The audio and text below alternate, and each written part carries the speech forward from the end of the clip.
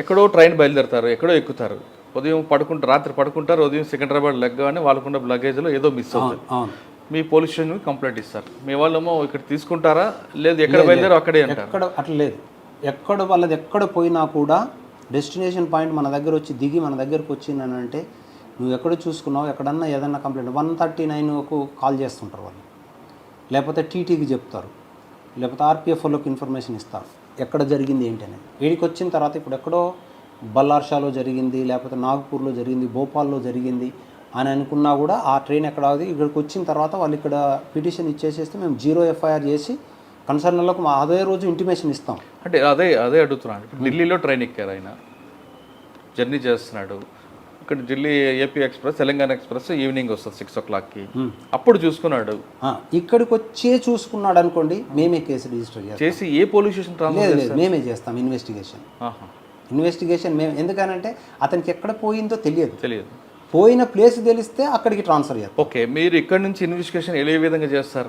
ఏ విధంగా చేస్తామని అంటే కనీసం పాత అఫెండర్స్ ఎవరున్నారు, ఆ రూట్లో తిరిగే అఫెండర్స్ ఎవరున్నారు, అంతకు ముందు ఏమన్నా అక్కడ ఆ ఏరియాలో జరిగినాయా, పాత ప్రొఫైల్ అవి తీసి ఆ టైప్లో తీస్తే మనకు కొంచెం తక్కువ డిటెక్ట్ అవుతుంటాయి. అలాంటివి మన దగ్గర జరిగినవి మాత్రం ఎక్కువ డిటెక్ట్ అవుతుంటాయి మనకి. ఎందుకంటే సీసీ ఫుటేజ్లు అవి ఉంటాయి కదా, వాటి వల్ల మనకు కొంచెం తొందరగా డిటెక్ట్ అవుతుంది. ఎక్కడో పోయి ఇక్కడికి వచ్చింది చాలా తక్కువ డిటెక్ట్ అవుతూ ఉంటుంది. కొంతమంది గ్యాంగ్స్ యూపీ, బీహార్ లేదంటే మధ్యప్రదేశ్ లాంటి గ్యాంగ్స్ ట్రైన్లో రిజర్వేషన్ కంపార్ట్మెంట్లోకి వెళ్ళి అక్కడ కూడా కొడుతుంటారు. అది ఎలా జరుగుతుంటాయంటే వాళ్ళు ఎలా మీరు పట్టుకుంటారు? వాళ్ళు మనకు ఒకవేళ సెల్ ఫోన్లు అవి ఇవి ఏమన్నా పోతే ఇమీడియట్లీగా సెల్ ఫోన్ లొకేషన్స్ అలాంటివి తీసుకొని కాల్ డాటా పెట్టి అది ఎక్కడుందని చూసి ఆ టైం లోపల కాల్ డంప్ ఒకటి తీస్తాం. ఆ టైం లోపల ఎవరు ఏమైనా సస్పెక్ట్ నెంబర్స్ ఏమన్నా వచ్చినాయా, పాత గ్యాంగులు ఉన్నోళ్ళు వాడు ఏమన్నా మెయింటైన్ చేసినటువంటి ఫోన్ నెంబర్ ఉందా, అలాంటివి చూసి తీస్తూ ఉంటుంటాం. ఆ విధంగా దొరికారండి ఎవరండి? దొరికిరు. ఓకే, పోయి యూపీ తర్వాత మహారాష్ట్ర, ఎంపీ అటు పోయి కూడా రికవరీలు కూడా చేసుకొచ్చేసేసి. ట్రైన్లో జర్నీ చేస్తున్నప్పుడు కొంతమంది చీరలు అమ్ముతామని, లేదని స్టీల్ సామాన్ అమ్ముతామంటూ తిరుగుతూ వాళ్ళే జిమ్కి చేస్తూ పాసింజర్ మోసం చేస్తుంటారు. అటువంటి కేసులు ఉన్నాయి మీకు? వాళ్ళు చేసినటువంటి జిమ్మిక్కులు అయితే ఇప్పటి వరకు అయితే మనకు రాలేదు, కాకపోతే ఉంటాయి, జరుగుతుంటాయి. స్టేషన్ బయట పడుకున్న వాళ్ళ పక్కన కూడా పడుకుని నటిస్తూ మోసాలు చేస్తున్న సంగతి ఉంటాయి అలాంటివి ఉన్నాయి. అవి కూడా మనకు సీసీ ఫుటేజ్లే మెయిన్గా ఉపయోగపడుతున్నాయి. తర్వాత సార్, సికింద్రాబాద్ స్టేషన్ అనగానే మీరు చెప్తున్నట్టుగా దేశంలో అన్ని ప్రాంతాలే కనెక్టెడ్ ఉంది కాబట్టి ఎక్కువగా గాంజా సప్లై అవుతుంటుంది.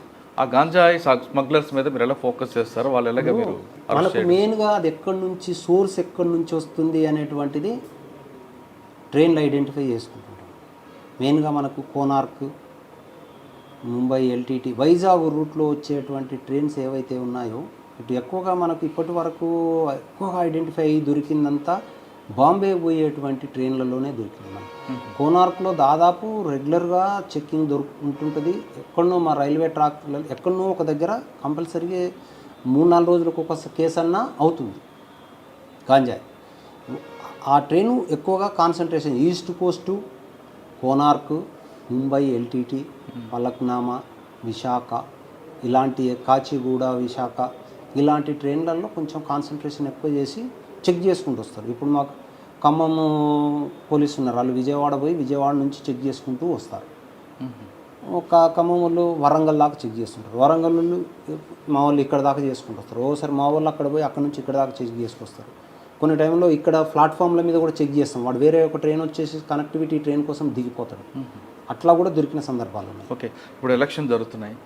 ఎలక్షన్కి రోడ్డు మీద పట్టుకుంటే పోలీసులు తిరుగుతారని ట్రైన్లోనే మూవ్ చేస్తుంటారు హవాలా డబ్బులు, అటువంటి దొరుకుతుంటాయి. వాటి ఉన్నాయి, వాటి కోసం కూడా ఇప్పుడు స్పెషల్ టీములు ఫామ్ చేసి చెక్కింగ్లు ముమ్మరంగా నడుస్తున్నాయి. క్యాష్ గురించి కానీ, తర్వాత ఏదన్నా పంచేటువంటి ఆర్టికల్స్ ఏమన్నా ఉంటే వాటి గురించి కానీ, తర్వాత లిక్కరు వీటి మీద కూడా కాన్సన్ట్రేషన్ చేసి స్పెషల్ టీములు తయారు చేసి ఆపరేట్ నడుస్తుంది. ఓకే, కానీ రైల్వేలో డబ్బులు పోయినా బంగారం పోయినా దొరకదు అనేది ఒక అపవాదం ఉంది, వాస్తవం అంటారండి?